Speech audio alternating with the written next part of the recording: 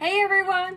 Welcome back to Red Letter Talk with Rylee, and we'll wait just a few moments just for people to get on. But like always, Red Letter Talk is about the words of Jesus and the things that he said that was all in red letters in the Bible. And basically, hi Bill! Just going through it. And so hi Sharon! So we have been, for just last week, talking about the parables that Jesus had, and just a reminder that parables are stories, illustrations, and Jesus used a lot of stories and a lot of illustrations for people to understand where he's coming from, to connect with his audience, to connect with even the Pharisees and people, to understand where he is coming from, to understand what it means. And so these are really important. I think that's something that's big for me, is that Jesus is, and God is definitely, hi Christina, Jesus is our Lord and Savior. He is our Father. He is so many things. He's our friend. He's our teacher. But he was a storyteller, and how he would want to illustrate and to show, what he's talking about is so important. And so I'm just going to go a little just to talk about what we talked about last week, because it kind of all goes together. But the first part is in Luke 15. Now the tax collectors and sinners were all gathering around to hear Jesus, but the Pharisees and the teachers of the law muttered, "This man welcomes sinners and eats with them." And so it doesn't always show me, it's not showing me who's on here, but hello to whoever you are. It says that there's 6 people, but I just want to say hi, that I'm not ignoring you. For some reason it hasn't been showing me. But back to it, so the first parable that Jesus talks about is the lost sheep. And so we talked about that last week. This week we're going to talk about the lost coin, and next week we will be talking about the lost son. And I wanted to do it in this way because for me, it's so easy to just read all 3 of them. And yes, it's the same conclusion, but there's different parts to each one. There's a reason why Jesus said 3 of them, if that makes sense. That he didn't just say, one that we know really well is the prodigal son. He didn't just say that story. He gave 2 other illustrations to his point. And I think it's important not to just go through them all at once, but I really wanted to dissect them individually, what this means. And so so we'll start in Luke 15, verse 8, where it says, and this is Jesus talking, "Or suppose a woman has 10 silver coins and loses one. Doesn't she light a lamp, sweep the house, and search carefully until she finds it? And when she finds it, she calls her friends and neighbors together and says, 'Rejoice with me. I have found my lost coin.' In the same way, I tell you, there is rejoicing in the presence of the angels of God over one sinner who repents." And so with this as well, we know this a little bit with the 10 silver coins. That was a lot back then. So that's not like, it was just a dime, or, it was just a penny, and I lost it. It was a huge chunk of change. A huge chunk of her money was lost. And anybody who's lost something, which I lose things all the time, and we were with Jackson and I, were with friends last night, and I had a hair clip in my hair, and I was using something, it's really cool, but those Oculus, when you put them on, it's crazy, and it wasn't fitting in my hair, so I took it off real quick. Well, I couldn't remember where I put it, and I was just using this small amount of space and lost it, like couldn't find it anywhere. And so we were looking and looking and looking, and it took like 10 minutes, and like me and Jackson, I was kind of like, like, it's fine, just let me know when you guys find it.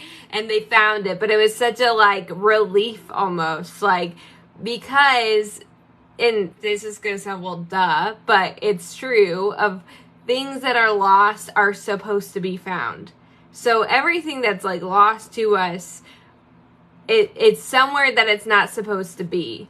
And especially with sinners and people who don't know Jesus, they're in a place that they're not supposed to be, but they do belong. They do. And I think that's something that's so like profound even in that, is that they do belong. And especially with the Pharisees who are looking at these sinners that they don't belong, talking to Jesus. And in a really elaborate way, Jesus tells them, no, they do belong with me.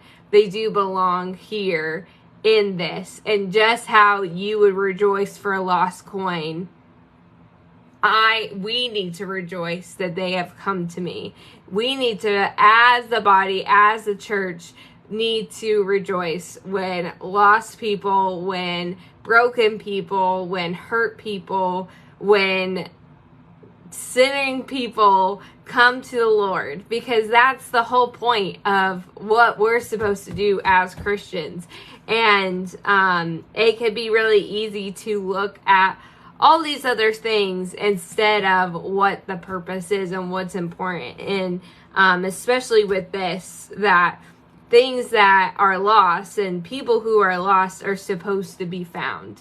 And almost in a way, what can we do to help find them? And what can we do when somebody comes, not, it would be a shame. I don't think they would have, but like when she tells her friends and neighbors to come and rejoice with her, it doesn't record it of any of her friends being like, well, we'll rejoice right now as long as it lasts. We don't know how long it's going to last, so we'll just rejoice a little bit, but we're, knowing that it's probably not, you're probably going to lose it again. You lose things all the time, you're probably going to. No, it was this full rejoice with me. I have found the lost coin. Rejoice. Just a full excitement.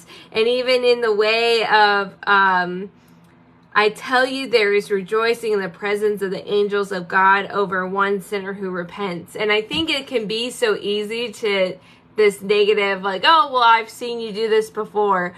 But just have the hope and faith that they stay, stay with the Lord in the presence of the Lord and want to pursue Him for their whole lives. And that's really, I think even just talking to myself of, and I said it last week, and I really do believe it. If you've been lost before, you can always be found again. That Jesus is always going to look for you. If you are lost, He's always going to look, and He's always going to find you. And I think that's so important, because it can be so easy to, even I struggle with well, I messed up again. Is God going to forgive me this time?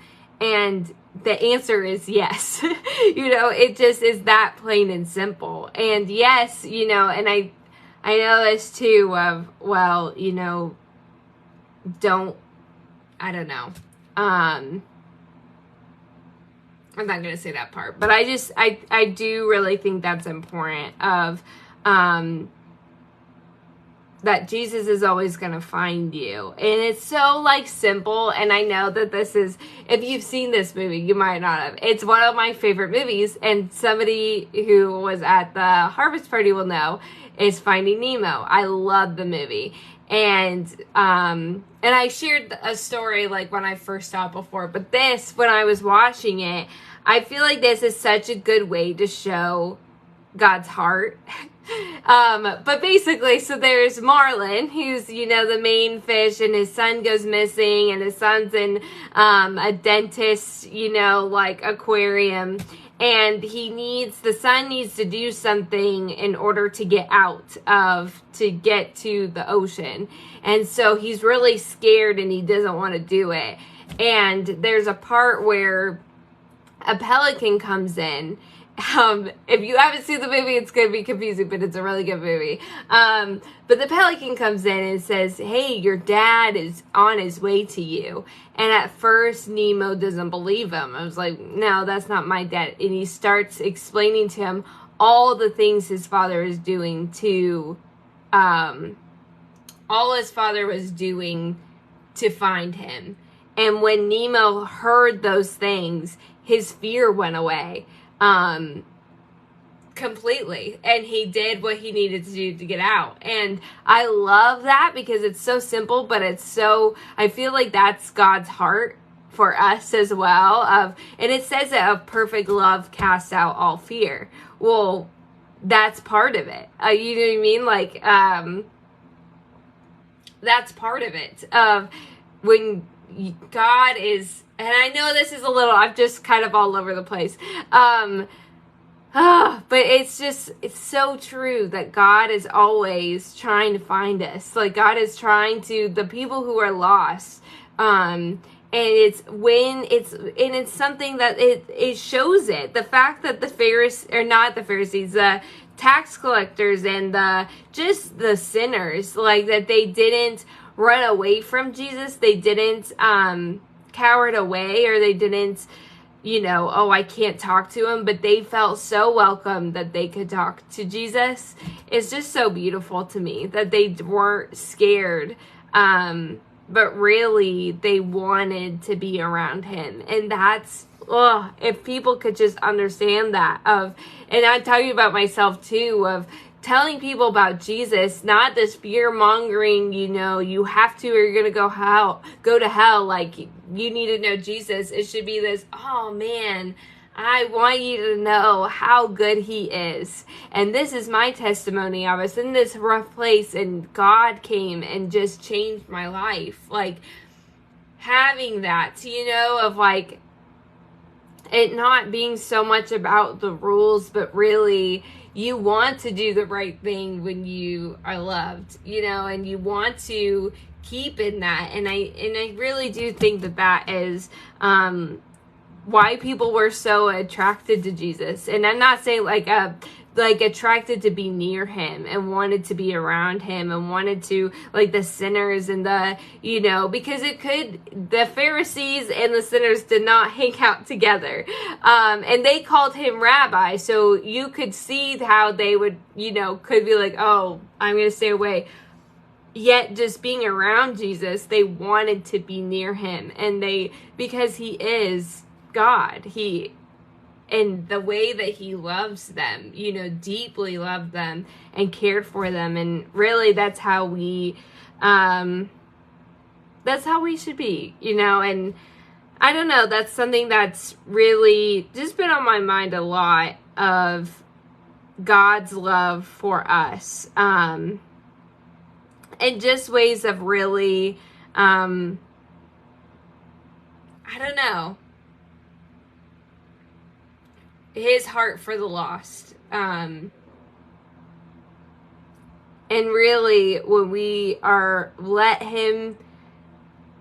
let God into our lives, like, he shows us the people that we need to connect with, and shows us the people that we need to, and there's things of like, in Pastor Rick talks about it a lot, and I know, like, for me in my life, people will come to me and be like, there's something different about you. And it's like, well, it's God. Like, it's not me. If you knew me before God, but it's that, like, that attractiveness of because there isn't, it discards people. It takes the alarm off of them, that is, they don't feel like they need to be guarded, that they can just come to you. And that's how we should be as Christians, is that we should not be people that sinners are afraid of. We should be people that sinners want to be around. Like, that should be, if we are trying to be like Jesus, that is how we should be. We should be the ones that sinners when something is hard going in their life, they call us.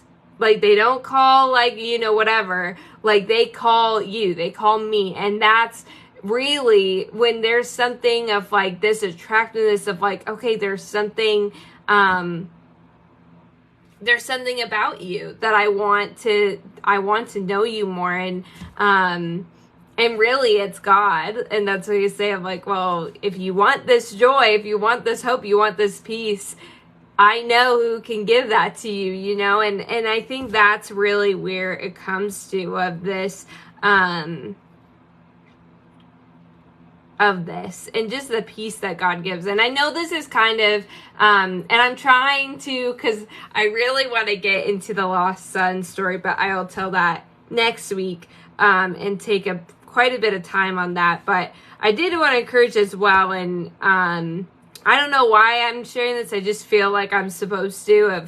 A few nights ago, I had a really, like, bad dream. And I'm not going to go into detail, but I woke up and felt like something pressed on my chest. And I was praying, and I was like, God, is this like a warning from you? Is this, what is this? And I immediately was like, well, I don't think this is like from God, but I don't know. And when you just wake up and you're just like, whatever. And so I started praying. I was like, God, like, I just need to know what this is, because I started getting really fearful and anxious and all that. And I turned on my phone and I was looking up a verse, but then I looked at today's verse on my youth version, and it was from Numbers, where it says, may the Lord bless you and protect you. May his face shine upon you and be gracious to you. May the Lord give you favor and bring you peace.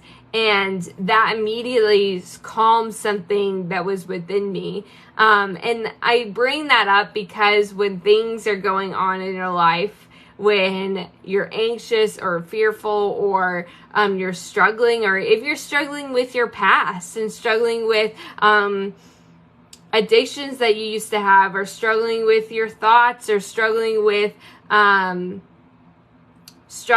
your kids, or struggling with a breakup, or you're struggling with whatever it is, struggling with your, like, adult children or your grandkids, or there's something going on, turn to the Lord. Like, just turn to him, because he will give you an answer. And in the sense of, like, it wasn't this, he just took this dream out and I can't remember it, but it was this, in which he can do, but it was this, Lord, even in this anxiousness, even in this fear that I have, you have given me an answer. You've given me, like, okay, I need to just remember that you will protect me, that you will give me peace, that you are the Prince of Peace. And that is what I need to hold on to. And so that's just my encouragement today, that if there is something that you are struggling with,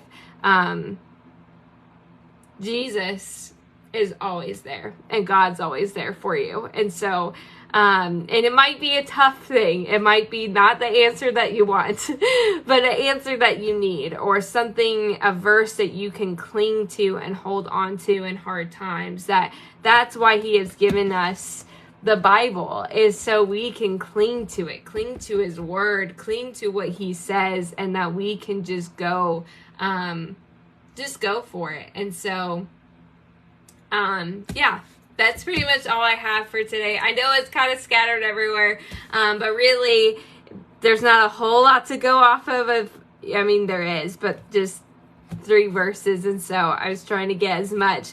But yes, just, Bill and Sharon, next week will be a lot longer, so I know you'll be happy with that.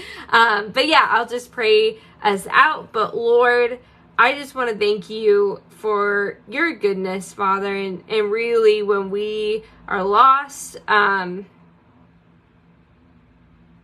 you will always find us. And I really love that about you, God, that you really are for the lost, that you are, oh man, that you just really love us, Lord, and love the people who don't know you yet and don't know you well enough yet, that you are just waiting so patiently, that you are such a patient God.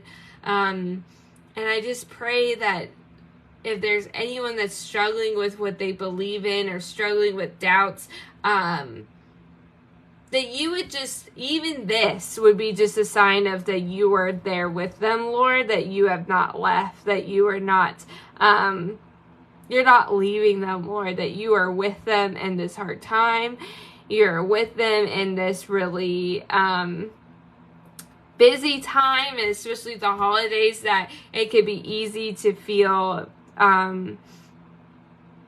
just hope gone, or just something missing if it's a family member this year that's not there for Christmas, or different things like that that could make the holidays hard and lonely, Lord, that you are there with us, Lord, that you are the one that gives us peace. And so I just pray all these things in your name. Amen. All right, I'll see you guys next week.